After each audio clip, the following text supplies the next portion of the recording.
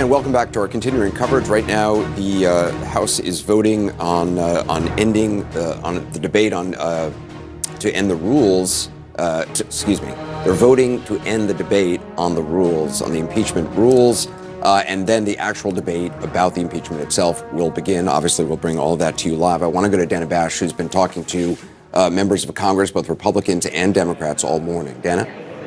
Anderson, that's right. And one of the members of the Democratic leadership in the House I spoke with just while the debate was going on is James Clyburn. And we were talking about what we expect to see later today, which is probably unanimously Republicans voting no on impeachment. Here's what he said about what we should take from that when it comes to the GOP. So when you go forward with these votes, it's probable that some Democrats are going to vote no, but it's very unlikely that you're going to get any Republican to come on board. How much of a signal does it send if it's just a partisan vote? I think the American people understand that this Republican Party has given itself to this person. They are no longer a Republican Party. They are Trump's party. And he said when we see those votes taken and Republicans in lockstep, it will cement the notion of the Republican Party being the Trump Party, which we've obviously seen happen over the past 3 years. But this will be kind of a recorded vote on that issue. One of the top Republicans on the floor, you heard him pushing back against that notion. It was very interesting. Tom Cole, who is the ranking Republican, so he was speaking a lot. He said, don't question whether or not I'm doing this just because I can't stand up to the president. I'm doing this because I don't think it's right. And because, I believe that this is the appropriate way to move forward. So he didn't actually hear James Clyburn, but he's heard other Democrats make that argument that this is all politics, that they don't have the guts, frankly, to stand up to the president. And that is a very real dynamic going on here today, and it's going to play out as we see the votes go down. Yeah. Dana, thanks very much. We're going to come back to you and obviously come back as more Congresspeople get up and talk about their view on impeachment. Jeff Toobin, so far it has really just been all procedural. There's going to be 6 hours of actual debate about the impeachment itself. Right. Although most of the members are already talking about the merits of the impeachment, not as much about the procedural matters.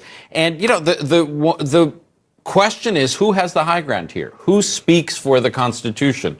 The Democrats are saying that, this is an abuse of power. This is exactly why we have impeachment. And the Republicans are saying that the process is a perversion of the impeachment. And that's we'll see what happens. Jennifer, they're saying more than that. That's not fair. I mean, that's not a fair analysis. They're saying, yes, they are saying that it's the process, but they're also saying that even, you heard several of them say, even this, if we accept everything the Democrats say, this doesn't rise to the level of impeachment.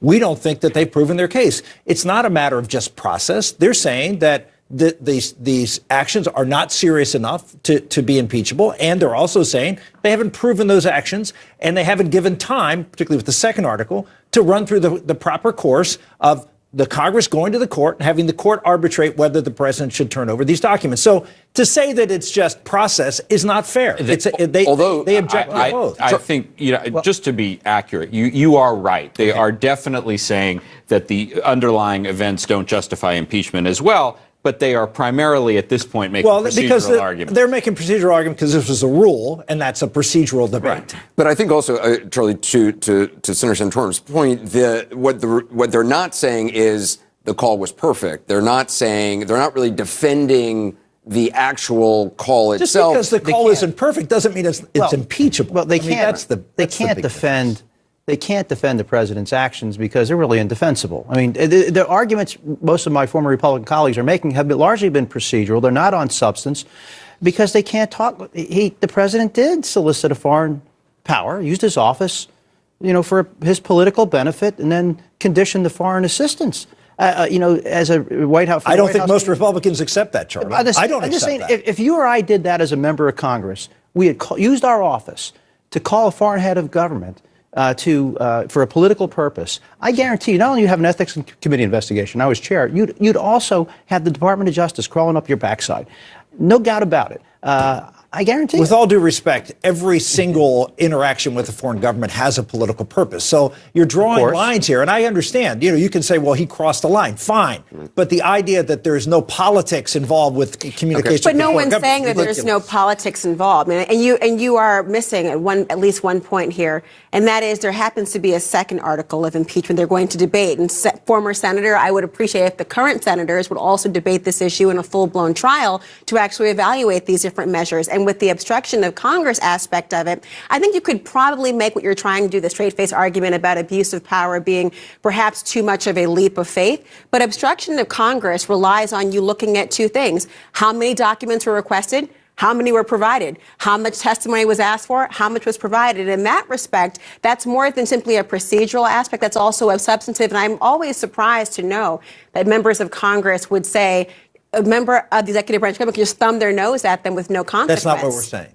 And I don't think that's what any Republican is saying. That's not what Jonathan Turley said. But it would, what Republicans are saying is what you're saying, there is a process by which you go through to determine whether the president is obstructing Congress, and that is through the courts. When there is a debate between the two branches of government, you have the umpire, which is the court. You go to the court and you make the case before the court as to whether there is in fact obstruction. But that's not. You're saying that it's just a red herring argument that Republicans are making because that hasn't been the case in past impeachments. So you didn't have to go to the court to get people from the Nixon administration to testify. You didn't have to go to the court to get people from the Clinton administration to testify. They told them to cooperate. So Republicans have just created this idea that somehow the Democrats are obligated to do that, and they're not. When the reality is that the president should be making people available, and he would be making people available if they were going to help his case. Jeff Toobin, you make the point that what the Democrats are calling obstruction of Congress, it is unprecedented that there is always a debate, and sometimes it goes to court about individual documents, It's an issue of scale. I mean, there have always been debates about, whether certain witness can testify, whether a secretary of some department can testify about a conversation with the president. Is that covered by executive privilege? And it's perfectly appropriate to have arguments over that. What has never happened before is you've had a White House counsel write an 8-page letter that says, we are not cooperating at all. We are not supplying witnesses. We are not supplying documents or emails. And that's why we have a constitutional crisis here. In addition, the other point that is important is that this argument, let's just go to court and spend the next several months. The problem with it is that what he has been doing is interfering in the 2020 election. So if the Democrats are forced to go to court, they have to let him continue for the next several months. What's he doing interfering right now with the 2020 election? We don't know. We don't know. We've been through we don't know for 2.5 years with Russia, and it's been debunked. But what we do know is that he didn't interfere with the election. But he just asked China to interfere. And he's asked Ukraine again to interfere. He did that on the front lawn of the White House. As you heard, the president believes, you may not believe it, the president believes that there is corruption going on at the very highest levels with certain members of the Democratic Party and in the prior administration. And he wants that to be looked at. Him asking China to investigate the Bidens, you're saying that's a legitimate thing?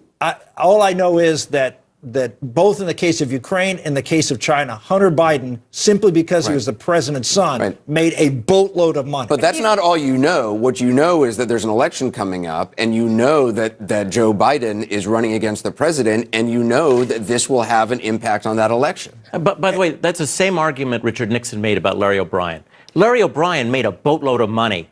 I don't like Larry O'Brien. I'm going to have him investigated. And he didn't follow the proper procedure. There was no probable vice president of the United States. But there's no probable cause. Neither is Hunter Biden. Look, this is the point here. That's why it's abuse of power. We have all kinds of institutions to do exactly what you think ought to be done, Senator. There's institutions like the FBI that just got skewered by the Gaza court. Those kind of really legitimate. So the answer to that is to ask foreign FBIs to so the problem is that we've seen a pattern where the president has been unjustly accused, and we've seen again by the Horowitz report. But you're making an argument against the rule of law. So the president is going to Ukraine because he can't trust the FBI to investigate the former vice president of the United States. He trusts the corrupt regime of Ukraine, which he says is corrupt. Do you know how dangerous that is? Do you know how dangerous it is for the FBI to do what they did? Excuse me. Do you want to put faith in foreign governments to investigate the United States? We're looking at the president who's been under siege, who now has through this Pfizer for this report by Horowitz has justifiably been. But intellectually, your argument doesn't make sense. You say, well, he can't trust the FBI, so of course it's natural that he would go to Ukraine to launch an investigation against the former vice president of the United States. There are plenty of people in the United States, in the government, who could investigate the former vice president if it was legitimate. He knows it's not legitimate, so he's going to Ukraine to just say they're going to investigate. He doesn't even care there's an investigation. Well, that's another point that I think really deserves some emphasis here, is that the president has no interest in an actual investigation of Hunter Biden or the Bidens. What he wants is an announcement of an investigation, which he can use politically. That's what some people say. We don't have that from the president. That's what we know. That's what the evidence was. That's what some people testified to. We don't know that to be the case. But some people did swear under oth under penalty of perjury. And that's the only evidence that's available, because the president has cut off access to any other evidence. But one thing I want to try to make clear here is that we have there is a very much a good faith debate about whether the president's conduct is impeachable. That is a matter of opinion. It's a matter of interpretation of the Constitution, and that's a very appropriate thing for the. But what we should not have a debate about is what happened, the facts. Everyone's entitled, as Senator Moynihan liked to say, everyone's entitled to their own opinion, but they're not entitled to their own facts. And the idea that there is an alternative view of the facts here is, I think, a mistake. I disagree with that. I think that we don't have direct evidence. We have indirect evidence. But you don't understand. You say, well, we should get the direct evidence from the president. That's where I think you have to take the time to do that. But even when you're saying, like, investigating members of the Democratic Party, Hunter Biden was not a leader in the Democratic Party. Hunter Biden was somebody who went and did this on his own. There is not one shred of evidence that Joe Biden did anything to help him with that or did anything because he had that job. So you're just mixing it all together and suggesting that something nefarious happened here when there's just literally not even the tiniest shred of evidence. From the president's perspective, a person he trusts, Rudy Giuliani, has made a case that there is evidence. Now, you can say that's not true. It is true. I'm just telling you this is what the president believes. Senator, there are constitutional consequences if a president acts on a conspiracy theory and goes outside of the normal instruments of government. We have all sorts of evidence of conspiracy theories that are in this Russia investigation that actually turned out to be true. You have to focus on actually why we're here, Senator Santorum, and here's why. It's an impeachment, which means that only the president could actually be subject to that. Hunter Biden is not the president. Joe Biden is not the president, not for lack of trying, quite frankly. So you have this focus right now on him, and what we're focusing on is whether or not these two articles of impeachment are viable enough to remove the president of the United States. Now, what you are asserting is that there is no sound argument, even grounds for debating. Didn't say there was no sound argument. I'm going to finish my point. No grounds for debating the fact that there could be an abuse of power because there is some lack of direct evidence. But you also note that's a circular argument you're making by saying that I'm not going to give you the very thing that I require for you to make this claim stick. Now, that is not what happens. And a brief reminder, if I will, of the organizational chart of the executive branch of government. The FBI falls under it. If you read pages 2 and 3 of this scathing letter of yesterday that the president put forth on the eve of an impeachment vote, you'll note that he is saying he has never done anything to act against the interests of the United States of America. Well, if you were going to take the position that by saying that, as Anderson was talking about, there's no reason to go to a United States agency to try to investigate alleged corruption, and you're going to go to a foreign power, isn't that the very essence of saying, I don't believe in the very institutions that I oversee? If you don't like that, then why are you at the head of the executive branch of government? Well, number one, there's legitimate reasons to be concerned about what went on at the FBI over 2016 into 2017. And it's laid out, and it's laid out very clearly. And by the way, it's bipartisan. There's as much concern. I have as much concern looking at that report of what happened with Hillary Clinton and Jim Comey as I do with what happened to Donald Trump. There are serious issues here that everybody seems to be glossing over, and the president looks at it from that perspective, and I think it's a legitimate concern that he has. And by the way, I'm not making the case. I agree with Jeffrey. I think the Democrats have a plausible case to make that he obstructed power. I don't agree with it. I think they're wrong. I don't think the evidence supports that. And I do believe, contrary to you, that there is a procedure by which you determine whether the president is obstructing justice, and you have to go through the court first, whether it's unprecedented in the case of impeachment. We're talking about 2 cases. This is not a long history, but what we have is a very long history. When the president has demanded things, he can say no, and there is a remedy, and that's to go to the court. I think there's an issue not only of scale, but of venue. George Washington made clear there was something special about the impeachment power that allowed the House to ask for things that ordinarily it wouldn't want to ask for. In that case, it was something to do with the Jay Treaty. And he said, look, the House has no role to play in our foreign policy. If the Senate asked for it, fine. But if you had asked for something with regard to the impeachment of me, then we would have to turn it over. The issue here is not simply, this isn't Fast and Furious again. This isn't an issue of the executive branch against the legislative branch. When it comes to impeachment, there aren't real rules in Congress, in the Constitution, except that the House has sole impeachment power. And traditionally, our presidents have understood there's something special about an impeachment request. And Donald Trump is the first president to have stonewalled every request.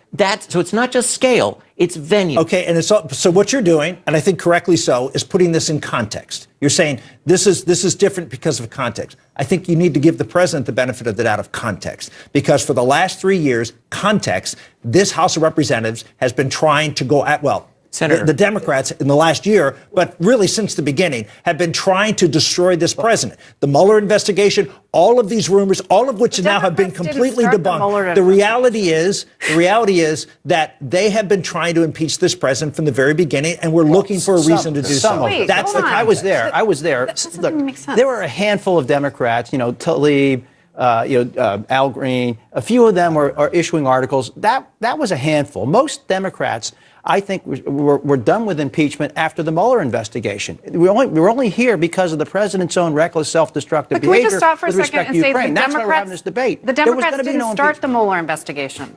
That's not how it worked. The Democrats can't start the Mueller investigation. That was done by the DOJ. So I don't understand how they're getting blamed for that. I mean, the idea, look, are they anti-Trump? Yes. Were you and your Republican cohorts anti-Clinton from the second he set foot into office? Yes. So but we weren't calling. I don't know of anybody calling for impeachment of Bill Clinton from the very beginning. We ended up with this ridiculous, lengthy investigation by Ken Starr that just went into every possible crevice of Bill Clinton's life in an effort to try to find a way to impeach him. So, the point is, I think we have to just look at where we are now, whatever people's partisan positions are, and say, is this an impeachable offense? And I think that it is. And I think if it was Barack Obama, you would think that it is. So just in terms of what we are going to see from now, so they've had this vote on ending the debate about the impeachment rules. Can we ask Charlie what's going on here? They're going to move. They just completed the debate on the rule in the previous question. Now they're going to move into this is the vote here on the substance of the articles of impeachment. I guess Article 1 will be first, then Article 2. So that's what's going to happen. So we're going to go into 5 or 6 hours of debate. But is this now the final vote on the rule? This is the final vote on the rule. There are two votes. You just had a vote on the previous question and the rule. And then as soon as this is completed, which will be momentarily, they will then move to the substantive debate. And it'll be split evenly between the. And how much time will each person have to talk? The committee members on the Judiciary Committee will probably have more time than rank and file members, who will have less time. So if it's 6 hours of debate, 3 hours Republican, 3 hours Democrat. They usually divide up leadership time, 50, too. They're saying, I heard somebody say 50 seconds each. That's probably for non-committee members.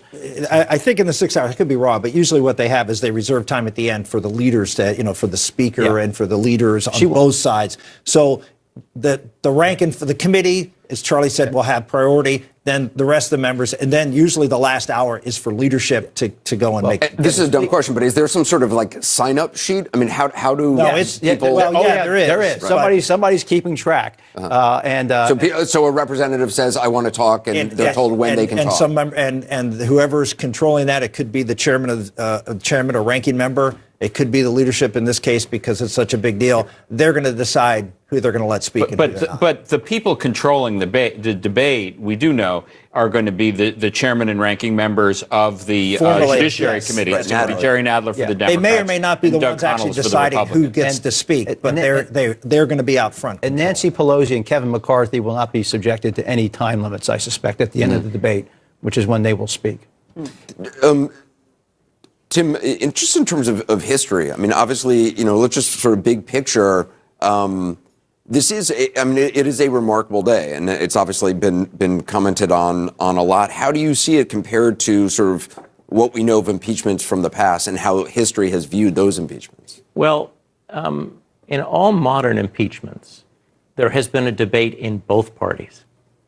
I'm not sure how strong the debate was within the Republican Party in 1998, but I do know there were some Republican dissenters. So there was a debate in the Republican Party. There was. There was a debate in the Democratic Party in 1974. You had a bunch of Southern Democrats whose constituencies and whose philosophy was closer to Richard Nixon than it was to Tip O'Neill or Carl Albert.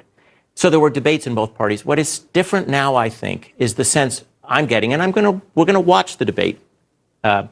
My sense is there's no debate in the Republican Party right now. I don't think there's a debate in the Democratic Party either. I disagree with you. If you read those, it's a political calculus debate. It's not. Senator, I'm sorry. If you read what we'll call them the Trump district Democrats have been saying about why they're voting for impeachment, and the fact that at least one of them is only going to vote for one of the articles of impeachment. I think there has been a debate in the Democratic Party. I think that's one reason why Nancy Pelosi managed the system as she did. No, you're looking at me skeptically. I really believe I think we'll find out there was a debate, but there wasn't one. We'll continue this in a moment. I do just want to go back to Jake and Wolf. It's interesting. The next minute or so, they should wrap up the voting, Anderson, on this procedural vote agreeing to the Rules Committee resolution, which allows the full debate over these two articles of impeachment to go forward. And that debate should be beginning very, very soon. Jerry Nadler, the chairman of the Judiciary Committee, Doug Collins, the top Republican on the Judiciary Committee, they will go first 3 hours of that debate. That's right. Although Adam Schiff, the chairman of the House Intelligence Committee, which really shepherded this impeachment investigation through, will also take over for the Democrats for the second 3 hours. For the second 3 hours, and they'll go back and forth between Democrats and Republicans.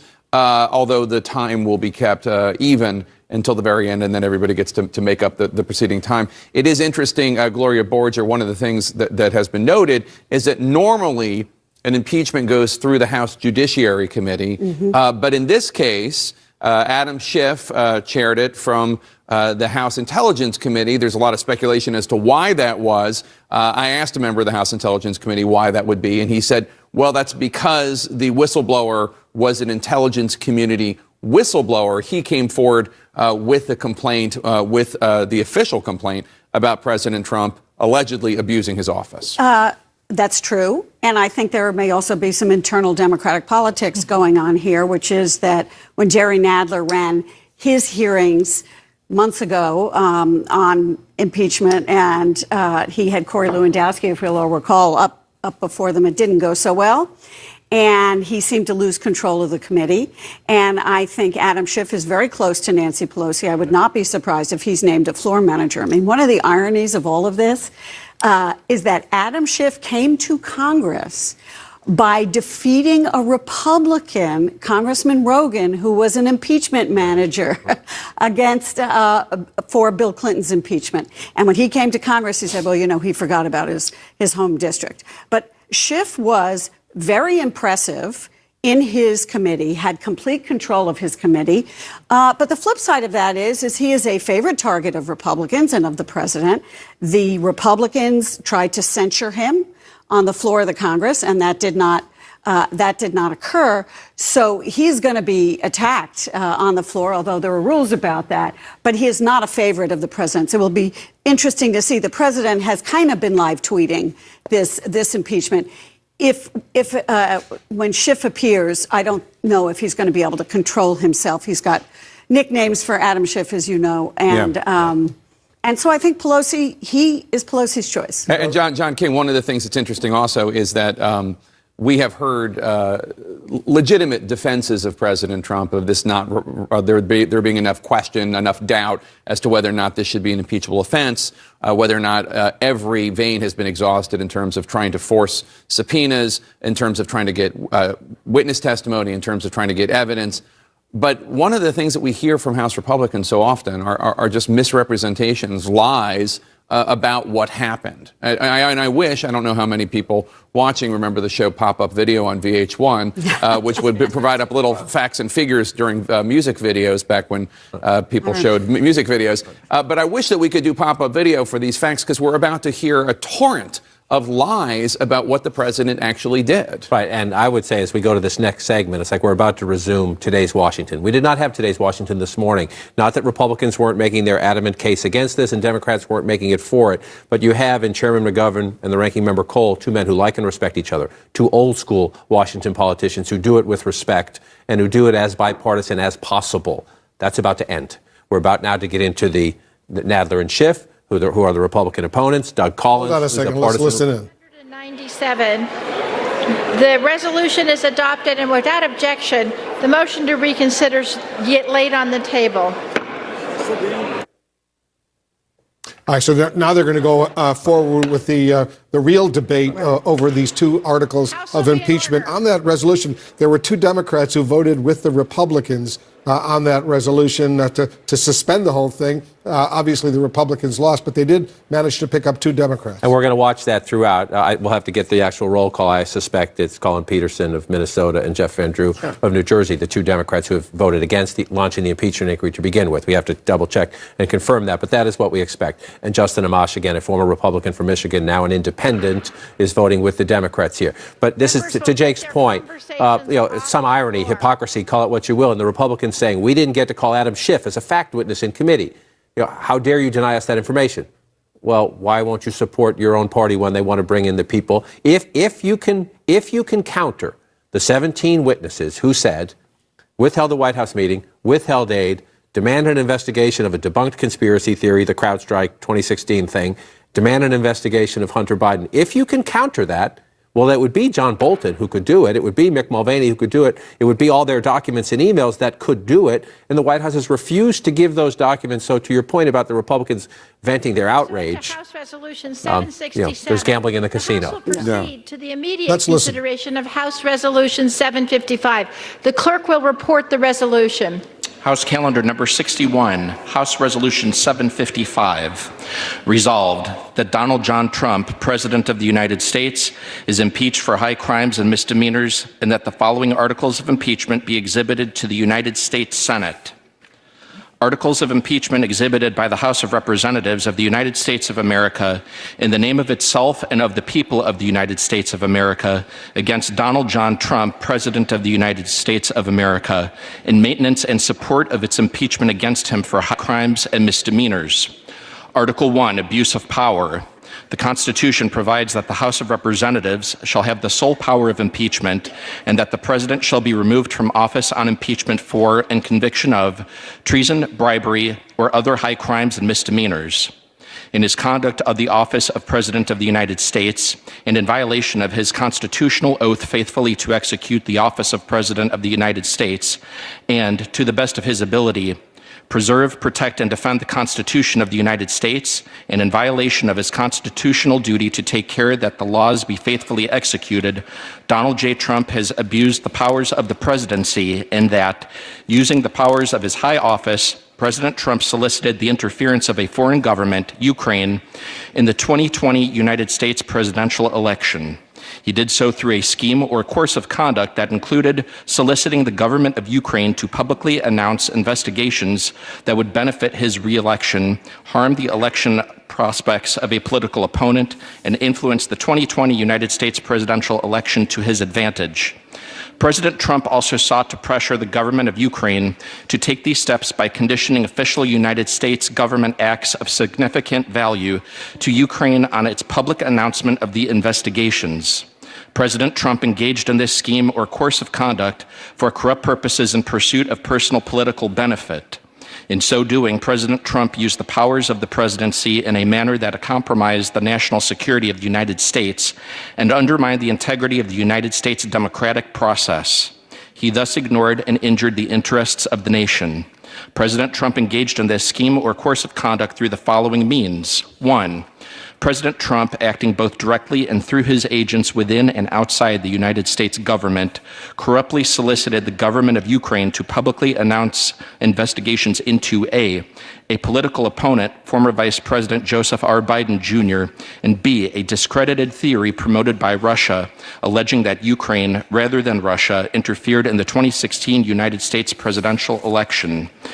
2, with the same corrupt motives, President Trump, acting both directly and through his agents within and outside the United States government, conditioned 2 official acts on the public announcements that he had requested.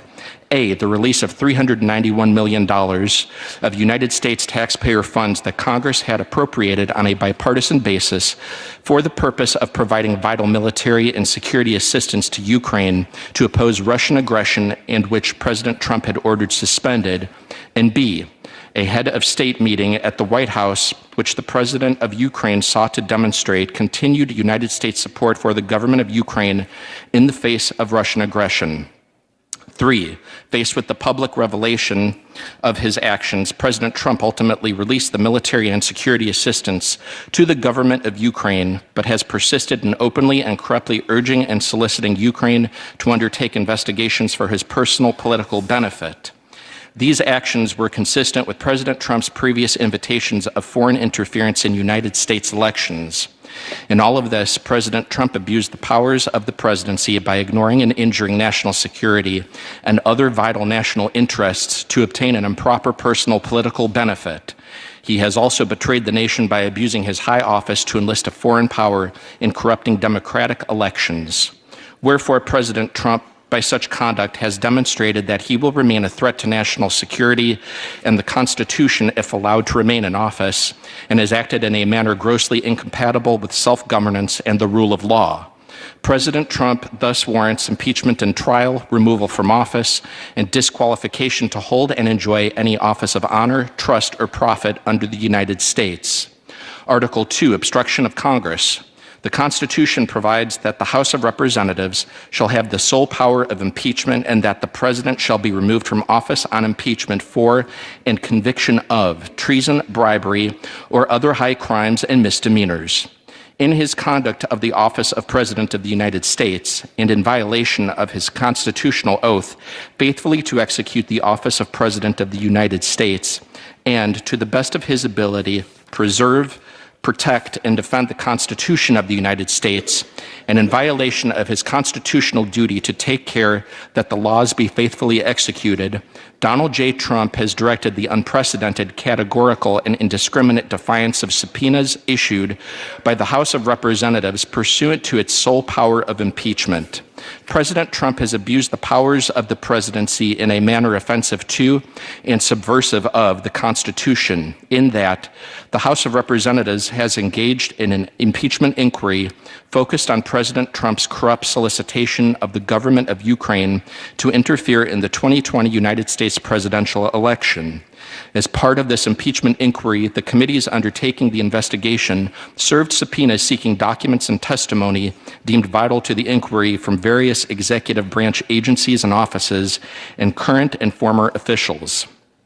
In response, without lawful cause or excuse, President Trump directed executive branch agencies, offices, and officials not to comply with those subpoenas. President Trump thus interposed the powers of the presidency against the lawful subpoenas of the House of Representatives and assumed to himself functions and judgments necessary to the exercise of the sole power of impeachment vested by the Constitution in the House of Representatives. President Trump abused the powers of his high office through the following means. 1, directing the White House to defy a lawful subpoena by withholding the production of documents sought therein by the committees. 2, directing other executive branch agencies and offices to defy lawful subpoenas and withhold the production of documents and records from the committees, in response to which the Department of State, Office of Management and Budget, Department of Energy, and Department of Defense refused to produce a single document or record. 3, directing current and former executive branch officials not to cooperate with the committees, in response to which 9 administration officials defied subpoenas for testimony, namely John Michael Mick Mulvaney, Robert B. Blair, John A. Eisenberg, Michael Ellis, Preston Wells Griffith, Russell T. Vogt, Michael Duffy, Brian McCormick, and T. Ulrich Breckbuhl. These actions were consistent with President Trump's previous efforts to undermine United States government investigations into foreign interference in United States elections. Through these actions, President Trump sought to arrogate to himself the right to determine the propriety, scope, and nature of an impeachment inquiry into his own conduct, as well as the unilateral prerogative to deny any and all information to the House of Representatives and the exercise of its sole power of impeachment. In the history of the Republic, no president has ever ordered the complete defiance of an impeachment inquiry or sought to obstruct and impede so comprehensively the ability of the House of Representatives to investigate high crimes and misdemeanors. This abuse of office served to cover up the president's own repeated misconduct and to seize and control the power of impeachment, and thus to nullify a vital constitutional safeguard vested solely in the House of Representatives. In all of this, President Trump has acted in a manner contrary to his trust as president and subversive of constitutional government, to the great prejudice of the cause of law and justice, and to the manifest injury of the people of the United States. Wherefore, President Trump, by such conduct, has demonstrated that he will remain a threat to the Constitution if allowed to remain in office, and has acted in a manner grossly incompatible with self-governance and the rule of law. President Trump thus warrants impeachment and trial, removal from office, and disqualification to hold and enjoy any office of honor, trust, or profit under the United States. Pursuant to House Resolution 767, the amendment in the nature of a substitute recommended by the Committee on Judiciary is adopted. The resolution shall be debatable for 6 hours, equally divided, and controlled by the chair and ranking member of the Committee on the Judiciary or their respective designees. The gentleman from New York, Mr. Nadler, and the gentleman from Georgia, Mr. Collins, each will control 3 hours. The chair now recognizes the gentleman from New York, Mr. Nadler. Madam Speaker, I ask unanimous consent that all members may have 5 legislative days in which to revise and extend their remarks and insert extraneous material on HRES 755. Without objection, so ordered. Madam Speaker, I now yield 1 minute to the distinguished Speaker of the House. Gentlelady, distinguished speakers recognized for 1 minute. Thank you, Madam Speaker. I thank the gentleman for yielding, for his tremendous leadership in helping us honor the Constitution of the United States. I also extend my gratitude to Chairman Schiff, who will be presiding later in the day. My colleagues, this morning and every morning, when we come together, members rise and pledge allegiance to the flag. Every day, all across America, children in school, members of the military, officials, and those civically engaged also pledge allegiance to the flag. Let us recall what that pledge says. I pledge allegiance to the flag of the United States of America and to the republic for which it stands, one nation under God, indivisible, with liberty and justice for all. The republic for which it stands is what we are here to talk about today. A republic, if we can keep it. We gather today under the dome of this temple of democracy to exercise one of the most solemn powers that this body can take, the impeachment of the President of the United States.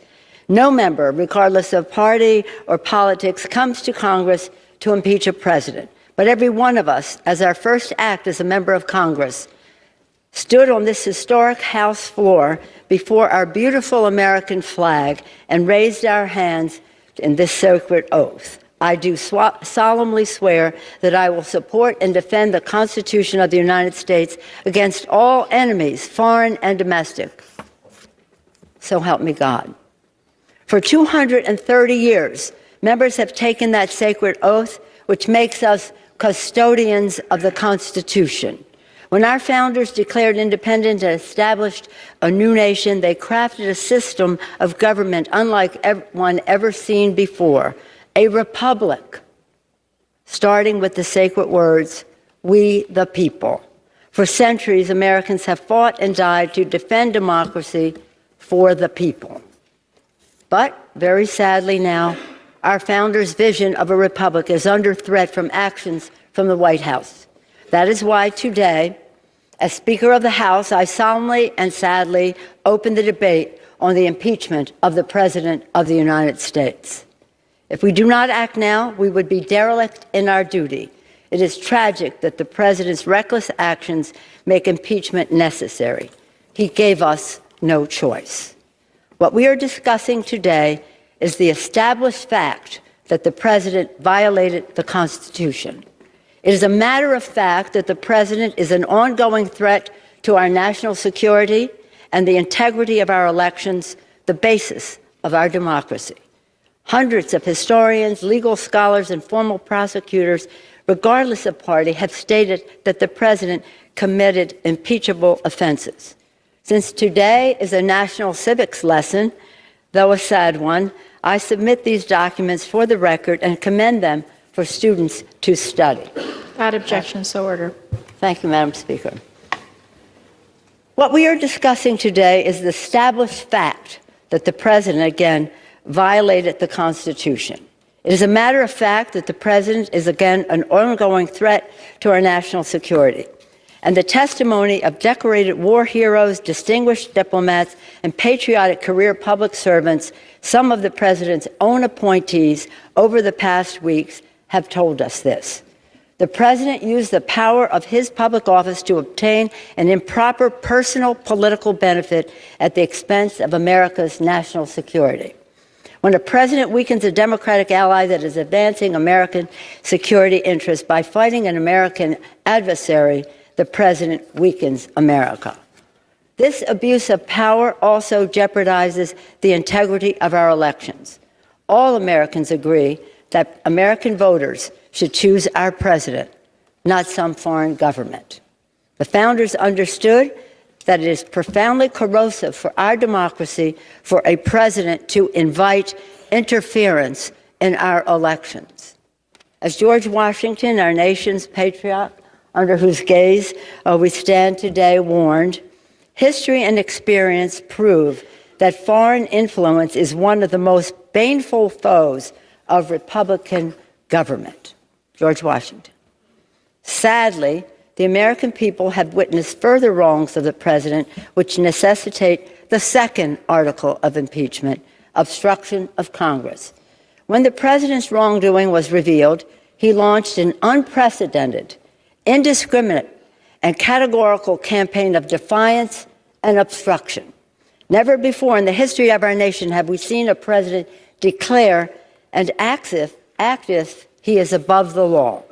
The president goes even so far as to say and act on this absurdity when he says, Article 2 says I can do whatever I want. No, it doesn't. That recklessness is a profound violation of the Constitution and our republic, which endure because of our system of separation of power, three co-equal branches, each a check and balance on the other, a republic, again, if we can keep it. The founders' great fear of a rogue or corrupt president is the very reason why they enshrined impeachment in the Constitution. As one founder, William Davey of North Carolina, warned, unless the Constitution contained an impeachment provision, a president might spare no efforts or means whatever to get himself reelected. Another founder, George Mason, insisted that the president who procured his appointment in the first instance through improper and corrupt acts might repeat his guilt and return to power. We in Congress, Article 1, the legislative branch, must stand up and make clear to the American people and to all people that this body still stands by the principles enshrined in the Constitution and defended by generations of Americans. Last week, in observance of the 75th anniversary of the Battle of the Bulge, members traveled to that hallowed ground to express our gratitude to the heroes of freedom who sacrificed everything to secure victory of freedom over tyranny, not just for America, but for the world. The veterans of that battle, who were there in their 90s, told us how after the war was won, the Europeans to whom they liberated would ask, "Why did you risk us? You don't know us, and give your lives to save us. We're not Americans." And our men would say, "We came here to fight for you, not because you are Americans, because we are Americans." As our beloved Chairman Elijah Cummings, an Oversight Committee Chair, our North Star, said when announcing his support for this action, quote, "When the history books are written about this tumultuous era, I want them to show that I was among those in the House of Representatives who stood up to lawlessness and tyranny." He also said, almost prophetically, "When we are dancing with the angels, the question will be, what did we do to make sure we kept our democracy intact?" Elijah, as you know, has since passed on. Now he is dancing with the angels. And I know that he and all of us here are very proud of the moral courage of members who want to honor the vision of our founders for a republic, the sacrifice of our men and women in uniform to defend it, and the aspirations of our children to live freely within it. Today, we are here to defend democracy for the people. May God bless America. I yield back the balance of my time. Gentlelady is back.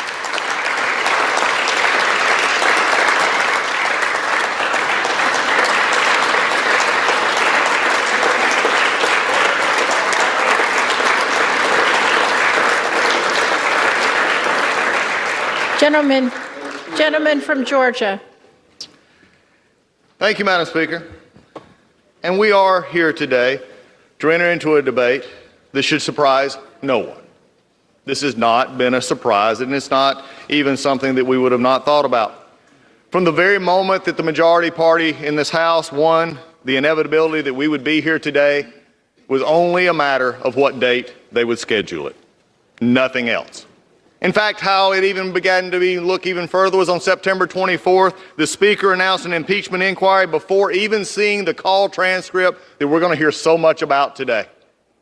You know, it's not about what this body can do and its constitutional oath. And there's been a lot of constitutional and founders thrown around and will be all day today.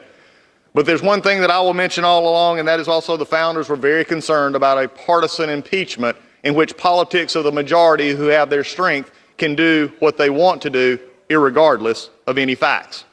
In fact, I've said it before and I will say it again. I do not believe, no matter what was said today and even what has been said, this is not a solemn occasion. When you go looking for something for 3 years, and especially this year since January, you ought to be excited when you found it, but they can't, because I know what is now happening. It took me last night, but I was thinking about it. Why do we keep calling this a solemn occasion when you've been wanting to do this ever since the gentleman was elected? Mr. President came forward and did what he thought fit for the American people, but yet they wanted to impeach him. And so it hit me. Now I know. The reason they wanted to is now they're realizing what I told them and have been telling them for the last few weeks, that the clock and the calendar are terrible masters. The clock and the calendar are terrible masters. They do not care about anything except getting the time done and the calendar fixed. They do not care about facts. They do not care about time. And one day the clock and the calendar will hang along this body in a very detrimental way. How do I know this? Because one of our members, Ms. Tlaib, said on the night she was sworn in, we're going to impeach. Well, you know the rest. In May of 2019, Al Green said, I'm concerned if we don't impeach this president, he will get reelected. That is probably the most prescient thing said by the majority in the last year, is they said we can't beat him if we don't impeach him. There's a reason behind this impeachment. And even Speaker Pelosi said it would be dangerous to leave it to voters to determine whether President Trump stays in office. Really? After we just said the Pledge of Allegiance, we go back to the Speaker's own words and said it would be dangerous to leave it to the voters? I will tell you right now, Madam Speaker, we on the Republican side have no problem taking our case to the majority and to the people of this country because they elected Donald Trump, and it is a matter for the voters, not this House, not in this way, not in the way this is being done. It has trampled everything this House believes in. I said it yesterday, and I believe it to be this true today. I will fight this on process, which has been deplorable, to use a word of the majority. It has been awful. The calendar and the clock make it impressive that we actually do it quickly. We don't care about rules. We don't care about minority hearing days. We don't care about giving the opportunity for witnesses to be called because the chairman gets to determine what is relevant. Wow, that's pretty good. Let the accuser determine what is relevant to the one being accused. The people of America see through this. The people of America understand due process, and they understand when it is being trampled in the people's house. You see, it's also not a matter of process, which will be discussed today. It's a matter of actual facts. I will fight the facts all day long. Because what we found here today is a president who did not do as being charged. In fact, they had to go to abuse of power, this amorphous term that you're going to hear many, many arguments about how that abuse of power, except for one thing. The call itself, the two parties say no pressure. Nothing was ever done to get the money. In fact, they didn't even know the money was held. But there is something that very much bothers me about the facts. There were 5 meetings, we'll hear about those today, in which there was never a linkage made. There was one witness that is depended on over 600 times in the majority's report that in the end, after questioned, had to say, well, that was my presumption of what was happening. You see, this is an impeachment based on presumption. This is an impeachment, basically also a poll-tested impeachment on what actually sells to the American people. Today is going to be a lot of things. What it is not is fair. What it is not is about the truth. What is true today, and I just heard it just a moment ago in the articles themselves where it said, and the speaker, I believe, actually talked about this as well, is that the president weakened a foreign leader.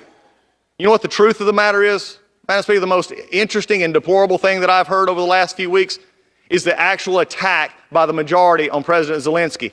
Because they realize their whole crux of their case is that if he was not pressured, their house of cards falls. And by the way, it's already failed.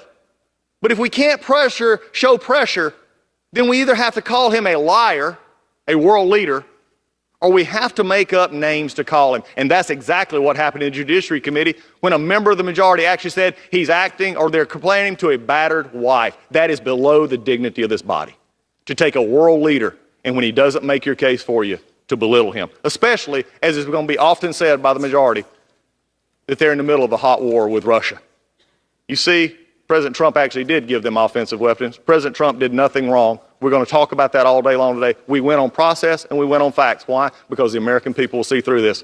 But before I close this first part, I will have to recognize that even the Senate, the minority leader in the Senate, recognizes that the House did not do their job because he can't make the case to his own members, so he's having to ask for witnesses, ask for more time. You see, and even yesterday, it was sort of funny. I thought it hilarious. The minority leader in the Senate went out and did a press conference and said, they denied my witnesses. They denied my request. Well, welcome to the club, Mr. Schumer. That's exactly what's happened over here for the last 3 months. Amen. So today, we're going to talk a lot about impeachment. We're going to talk a lot about a president, and we're going to talk about 2 articles of impeachment. Abuse of power, because they can't actually pin anything of factual basis on him. The president did nothing wrong in this issue. And then they're going to talk about obstruction of Congress. You know, obstruction of Congress, as I've said before, is like petulant children saying we didn't get our way when we didn't ask the right way and we didn't actually go after it and try to make a case. You know why, Madam Speaker? The clock and the calendar are terrible masters. And the majority will own that problem today because to the clock and the calendar, facts don't matter. The promises to the base matter. And today is a promise kept for the majority. Not a surprise, a fact. And with that, I reserve. Gentleman reserves. Gentleman from New York. Madam Speaker, I yield myself such time as I may consume. Gentleman's recognized.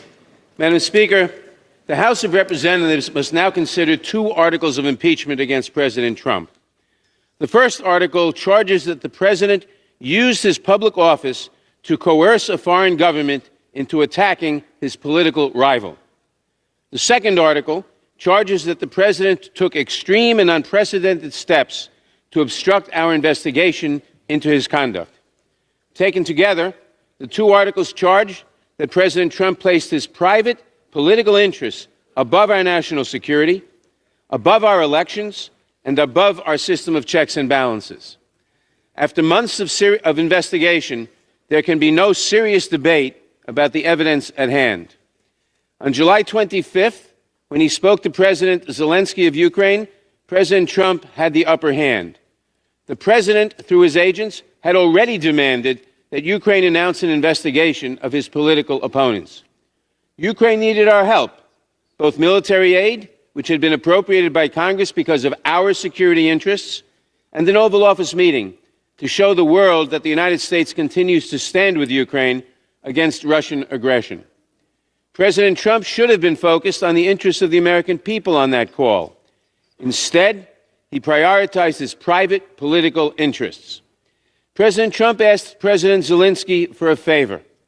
He wanted Ukraine to announce two bogus investigations, one into former Vice President Biden, then his leading opponent in the 2020 election, and another to advance a conspiracy theory that Ukraine, not Russia, attacked our elections in 2016. Neither request was premised on any legitimate national security or foreign policy interest. One was intended to help President Trump conceal the truth about the 2016 election. The other was intended to help him gain an advantage in the 2020 election. After the call, President Trump ratcheted up the pressure. He deployed his private attorney and other agents, some acting far outside the regular channels of diplomacy, to make his desires clear. There would be no aid and no meeting until Ukraine announced the sham investigations. To our founding generation, abuse of power was a specific, well-defined offense. A president may not misuse the powers of the presidency to obtain an improper personal benefit. The evidence shows that President Trump did exactly that. For this alone, he should be impeached. But the first article also identifies two aggravating factors. When President Trump conditioned military aid on a personal favor, he harmed America's national security. And when he demanded that a foreign government target his domestic political rival, he took steps to corrupt our next election. To the founders, these offenses clearly merited removal from office. The president faces a second article of impeachment for his efforts to obstruct our investigation of his misconduct. The Constitution grants the sole power of impeachment to the House of Representatives.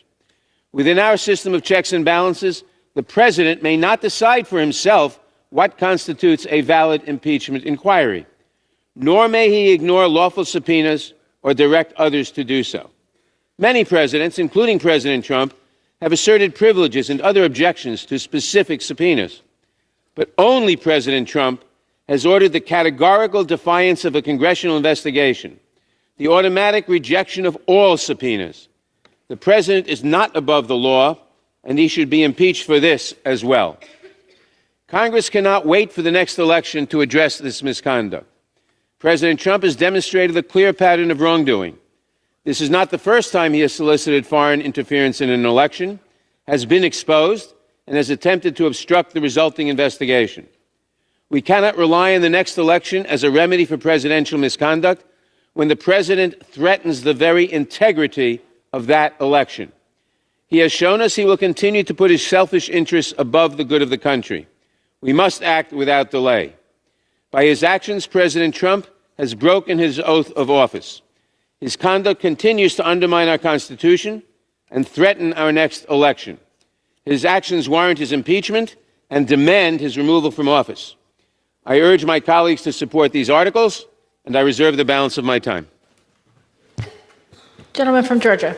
Thank you, Madam Speaker. It is my pleasure at this time to yield 3 minutes to the gentleman from Wisconsin, Mr. Sensenbrenner. Gentleman's recognized for 3 minutes. Madam Speaker, I rise in opposition to impeaching the president. The Constitution says that any civil officer, including the president, may be impeached for treason, bribery, or other high crimes and misdemeanors. Unlike the Nixon and Clinton cases, there are no allegations that the president has committed a crime. We've had almost 3 years of nonstop investigations. We've had the Mueller report, we've had the Schiff investigation, we've had the Nadler investigation, and at no time is there any evidence that indicates that Donald J. Trump violated any criminal statute of the United States. So why are we here? We're here because the majority caucus, the Democratic caucus, has been hijacked by the radical left. They have wanted to reverse the course of the 2016 election ever since Donald J. Trump won that election. So let's look at these two phony articles of impeachment. First of all, abuse of power. The phone call in question had the president say, "Our country has been through a lot. I want you to do us a favor. Not me a favor, us a favor." And there he was referring to our country, the United States of America, not a personal political gain. He was not afraid to let this transcript go public, and he released the transcript almost immediately after the call. Now, the second article, impeachment, obstruction of Congress, it basically says that unless the president gives us everything we want and when we want it, then he's committed an impeachable offense. That's a bunch of bunk. The president has certain individual and privileges by virtue of his office. Whenever there's been a dispute between the executive and legislative branches heretofore, they've gone to court. And the Supreme Court a couple weeks ago said they would take jurisdiction over deciding whether the president had to comply with one subpoena relating to his tax returns. Now, here, the Democrats have been bent to impeach the President of the United States before the court decides this. And this means that there's a rush job to do this. And why is there? Because they want to influence the 2020 elections. And they spent 3 years doing it. They spent millions of taxpayers' dollars, including the Mueller report, putting together this impeachment, and they also have had this Congress wrapped around impeachment and not doing their jobs until the dam broke this week. Stop this charade, vote no, and I yield back. Yields back. The gentleman from New York. Mr. Speaker, the gentleman from Wisconsin knows full well the president asserted no privileges here. He simply ordered complete defiance of the impeachment inquiry. I now yield 2 minutes to the gentlelady from Pennsylvania, Ms. Scanlon. Gentlelady is recognized. Thank you, Speaker, and thank you, Chairman Nadler, for your leadership as we navigate this challenging time, not just for our committee and Congress, but for our country. It's with profound sadness that I stand here today in support of these articles of impeachment. President Trump's behavior is exactly what our founders feared most. They knew that with the awesome power of the presidency came the risk of a president abusing that power for personal gain. They were particularly concerned about an executive who became entangled with foreign governments, corrupted our elections, or sought to avoid consequences for his own misconduct in office. That is why they included impeachment in the Constitution, to protect our republic. Our colleagues across the aisle have claimed that we're impeaching the president because we don't like him, but this moment is about more than disagreement with the president's policies or personality. Those issues belong in the voting booth. Our task here is not to judge the president himself. Instead, we must judge his conduct and whether his actions have undermined our Constitution. The president has committed the highest of high crimes under our Constitution. He used the highest office in our government and taxpayer dollars to pressure a foreign country to interfere in our elections. He undermined our national security. And when he got caught, he tried to cover it up, obstructing our investigation and refusing to produce subpoenaed documents and witnesses. A government where the president abuses his power is not of the people. A government where the president pressures a foreign country to undermine our elections is not by the people. And a government where the president puts his own interests before the country is not for the people. This isn't complicated. You know it. I know it. The American people know it. President Trump's wrongdoing and the urgent threat that his actions present to our next election and our democracy leaves us no principled alternative but to support these articles of impeachment. Our Constitution, our country, and our children depend upon it. I yield back. The gentlelady yields back. The gentleman from Georgia. Thank you, Mr. Speaker. I wish, as the gentlelady just said, I wish they would examine the factual conduct, but I guess that's not going to happen. So at this point, I yield 2 minutes to the gentleman from Louisiana, Mr. Johnson. Gentleman's recognized. Thank the gentleman from Georgia. Mr. Speaker, the founders of this country warned us against a single-party impeachment because they feared it would bitterly and perhaps irreparably divide our nation. The truth is, in the 243 years of this republic, there has never been a single-party fraudulent impeachment process like the one being used today. Our Democrat colleagues have weaponized the impeachment provision of the Constitution to nullify the votes of 63 million Americans who elected President Donald J. Trump. This is not about a phone call or Ukraine or even his use of the executive privilege. You have to remember that 95 of the Democrats on this floor today voted to impeach Donald Trump before the July 25th phone call ever happened between President Trump and President Zelensky. And not only is this a single-party impeachment, it's also evidence-free. After all their Herculean efforts, they could only come up with 2 short articles of impeachment. On the first, the Democrats know there is zero direct evidence in this record of these proceedings to show that President Trump engaged in any abuse of power. As you'll hear today, their entire case is based on hearsay, speculation, and conjecture, and there's not a single fact witness that can provide testimony to support their baseless allegations.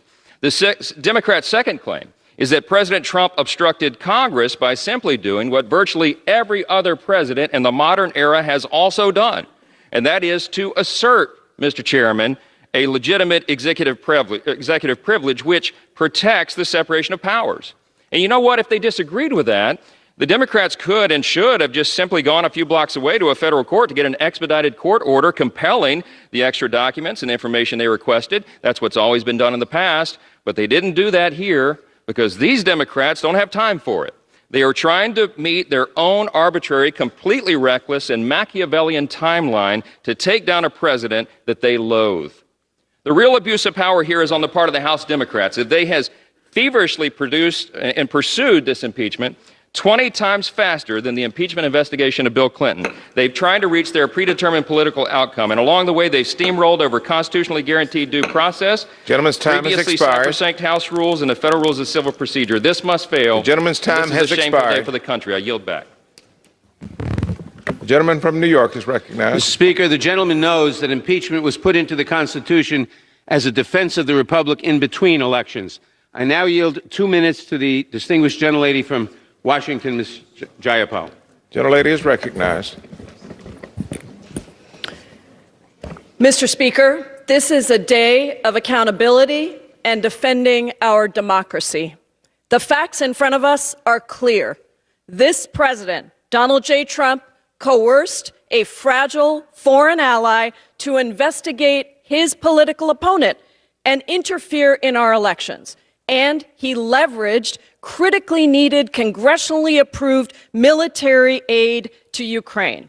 The president's allies want to claim that he did this because he cared about corruption. But if President Trump truly cared about corruption, then he would have listened to the talking points that were prepared by the National Security Council on anti-corruption. He did not. In fact, on those 2 calls with President Zelensky, he never mentioned the word corruption. He did not abide by the Department of Defense's own recommendation that Ukraine had passed all the anti-corruption benchmarks, and he didn't listen to the unanimous conclusion of all of his top advisors that he must release that aid to Ukraine. He did release the aid in 2017 and 2018, but not in 2019. Why? Because in 2019, Vice President Joe Biden was running for president. Because this is not hearsay. We have a responsibility. The president told us himself on national television exactly what he wanted from the phone call with President Zelensky. He came onto the White House lawn and he said, I wanted President Zelensky to open an investigation into the Bidens. He solicited foreign interference before. He is doing it now, and he will do it again. The president is the smoking gun. Our founders, Mr. Speaker, entrusted us with the awesome responsibility of protecting our democracy, which gets its power not from the bloodlines of monarchs, but from the votes of we the people. Without that, we are no longer a democracy, we are a monarchy or a dictatorship. And so today, to uphold my oath to Constitution and country, I will vote to impeach Donald J. Trump. I yield back. Gentlelady yields back. The gentleman from Georgia. Thank you, Mr. Speaker. I also remind my chairman that impeachment was never been as a political weapon in between elections when you can't win the next one. And with that, I yield 2 minutes to the gentleman from Texas, Mr. Conaway. Gentleman is recognized. Thank you, Mr. Speaker. Other than authorizing an act of war, impeachment is the gravest item that we as Congress can consider. The decision to move forward with impeachment of the United States president is so consequential that it's only been done 3 times previously in our nation's history, all based on legitimate evidence of criminal behavior. Unfortunately, many of my colleagues have diminished what should be a solemn and grave proceeding into an absolute political circus, simply because they don't like the man occupying the White House. Many Democrats have been intent on impeaching the president since the day he took office. Their actions are clearly motivated by hatred for President Trump. This impeachment vote today is the next step in their long-held plan to remove him from office. The partisan impeachment investigation run by the House Intelligence Committee was unnecessarily held behind closed doors in a room designed to share classified information. Nothing classified was shared during these meetings, but the result of this decision was that most members of Congress and all Americans were blocked from hearing the facts for themselves. Chairman Schiff repeatedly withheld crucial information from the Republicans, including the ability for anyone but himself and his staff to speak with the whistleblower at the center of the investigation. He was even called out by liberal media outlets for spreading misinformation and falsehoods throughout the impeachment process. The public hearings were complete disregard for the House rules and the decades of precedent. Republicans were not allowed to call witnesses or to make basic parliamentary motions. In fact, the only witnesses allowed to testify publicly were those who fit neatly within the Democrats' predetermined narrative. Most importantly, we have not been presented any real evidence that proves the president is guilty of high crimes and misdemeanors as required by the Constitution to remove a duly elected president. If there were criminal activity, as many of my Democrat colleagues claim, then why are there no crimes listed in the articles of impeachment? We are forever weakening this body by turning impeachment into a political weapon. This impeachment scheme is nothing more than an attempt to conduct a taxpayer-funded opposition research and damage the president's electability heading into 2020. The American people see right through this charade and are fed up. It's time for this madness to stop and for us to get back to the important work the American people sent us here to do. And I yield back. Gentleman yields back. Gentleman reserved. Gentleman from New York. Mr. Speaker, I now yield 3 minutes to the distinguished gentleman from California, Mr. Liu. Gentleman is recognized. Thank you, Chairman Nadler, for your leadership. Let's start by making this very simple. No one in America could do what Donald Trump did and get away with it. No American elected official can call up a foreign government and ask for an investigation of a political opponent. No member of Congress can call up a foreign official and ask for help in our re-election campaign. If we did that, we would likely get indicted. No one is above the law, and the Constitution is the supreme law of the land.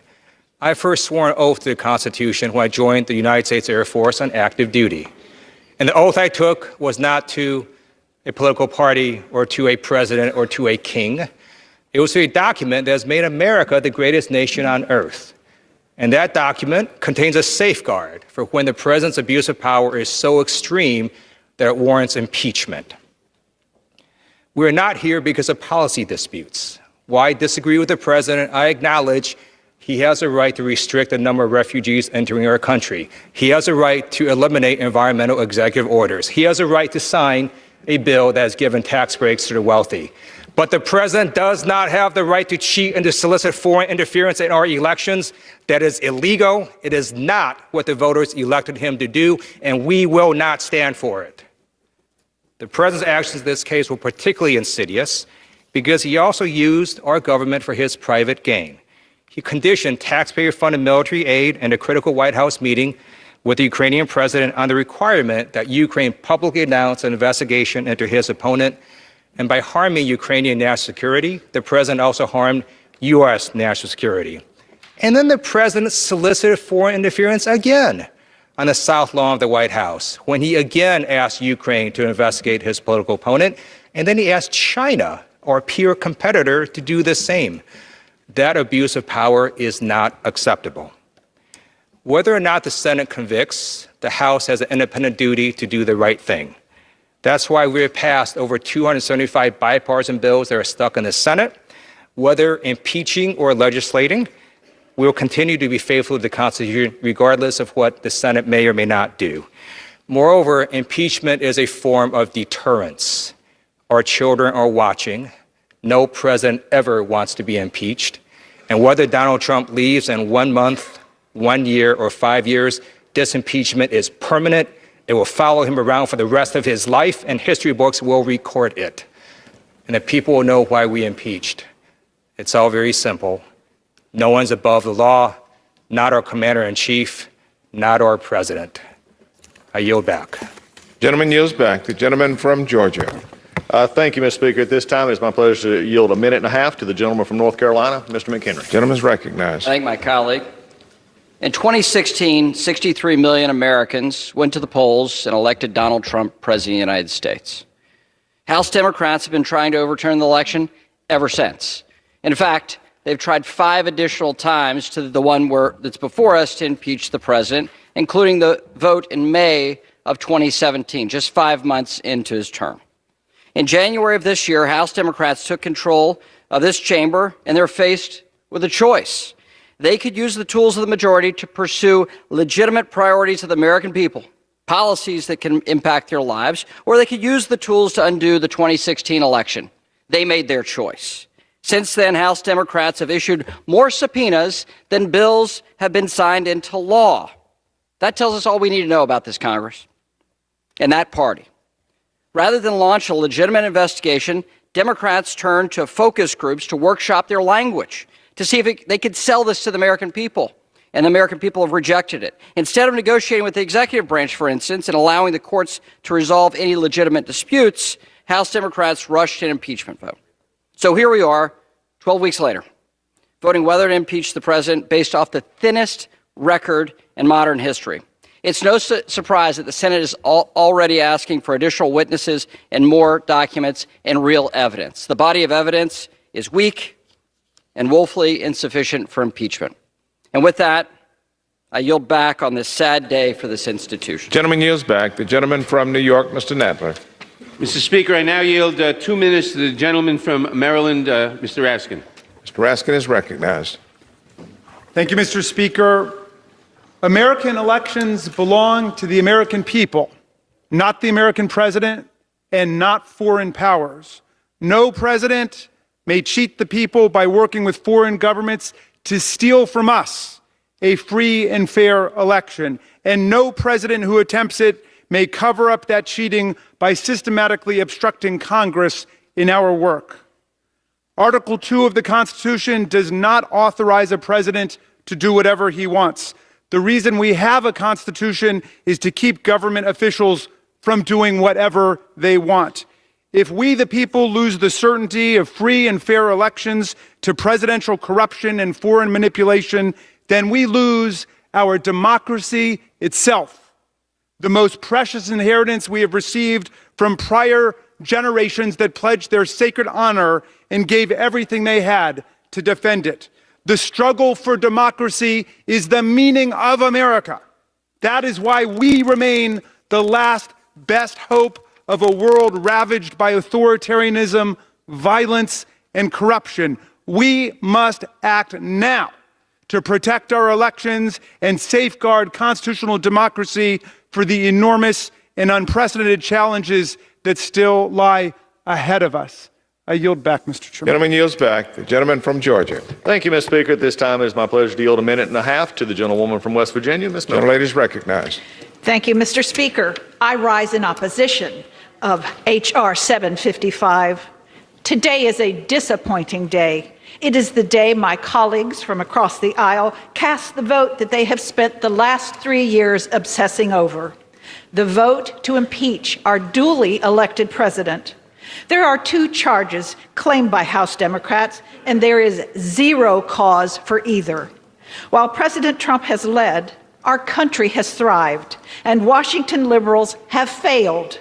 Despite the commitment of many of our colleagues to obstruct the Trump administration's agenda at every turn, our country continues to succeed.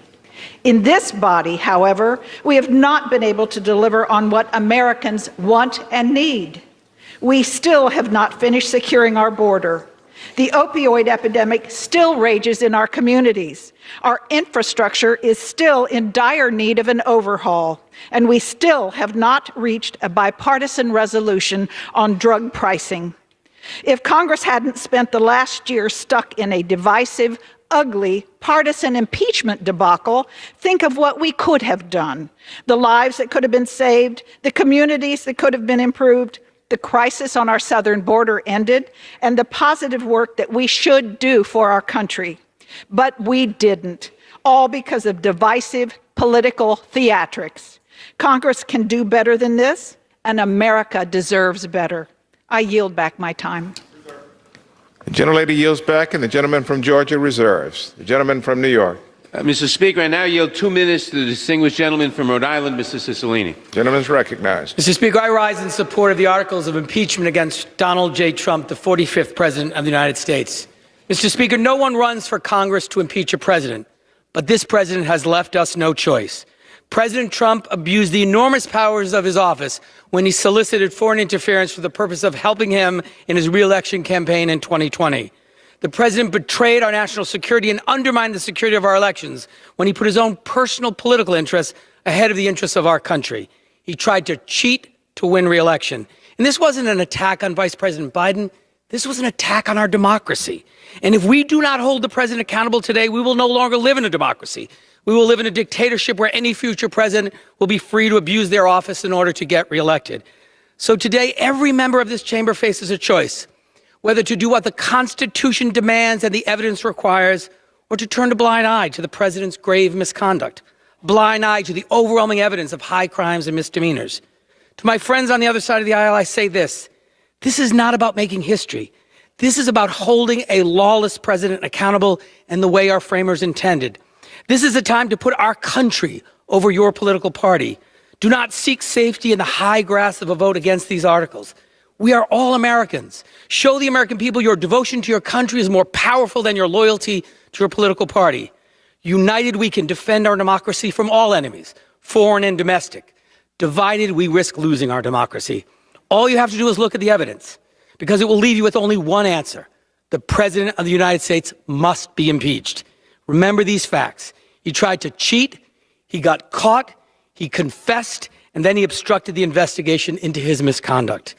For our democracy, for our Constitution, for the people you represent, and for all who will inherit our country from us, I pray you will do the right thing. And I yield back.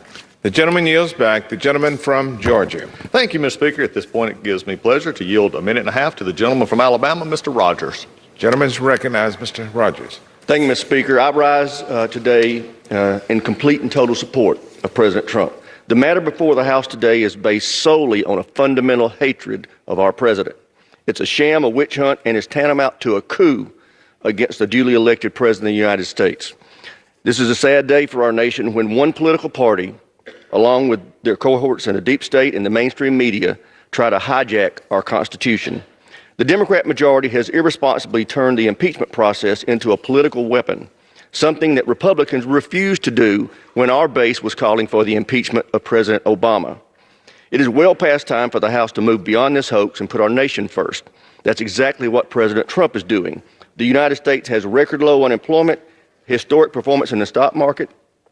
President Trump is rewriting failed trade deals of the past to put America first.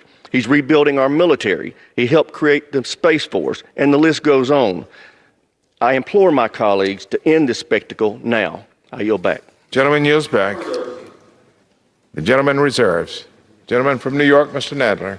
Mr. Speaker, I'm hearing a lot from my colleagues on the other side of the aisle, except a defense of President Trump's conduct, which is indefensible.